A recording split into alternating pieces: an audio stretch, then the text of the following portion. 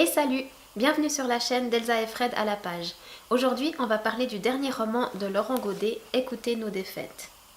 Il est sorti en août 2016 chez Actes Sud. Laurent Godet est né en 1972, il a étudié les lettres et le théâtre à Paris. Il va commencer par écrire du théâtre, puis il écrira en parallèle du théâtre et des romans. Il a obtenu le prix Goncourt des lycéens pour La mort du roi Tsongor en 2002 et le prix Goncourt tout court pour Le soleil d'Escorta en 2004. Ses romans ont beaucoup de succès et il est traduit dans de nombreuses langues. Dans Écoutez nos défaites, on commence par faire la connaissance de deux personnages, Assem qui est un agent des services français et Mariam qui est une archéologue irakienne. Tous deux partagent une nuit d'amour, puis ils se séparent, mais ils ne cesseront pas de penser l'un à l'autre.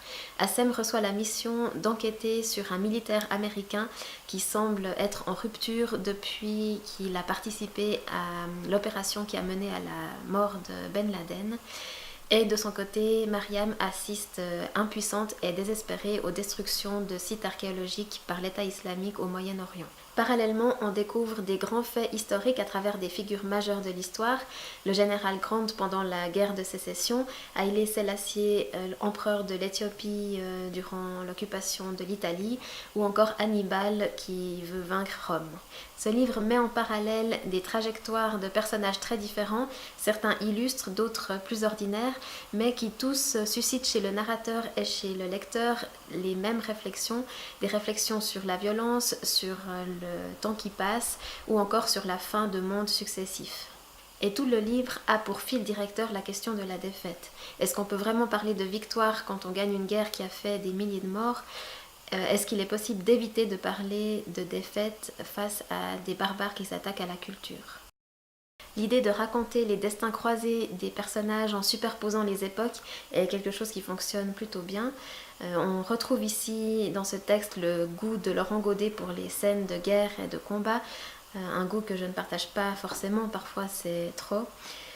Il échappe encore une fois à la tentation de grandiloquence, mais de justesse cette fois-ci.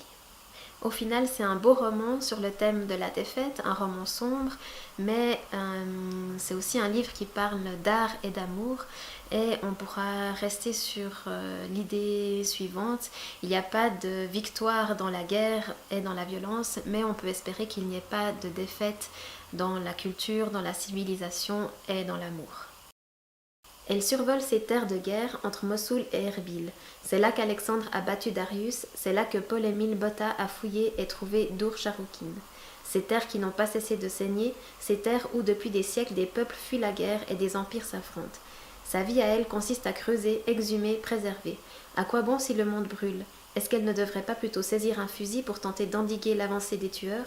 Toutes ces questions tournent en elle. Elle sait bien que non, que c'est absurde. Elle sait bien qu'elle lutte à sa manière, mais elle ne peut s'empêcher de repenser à l'homme à la disqueuse.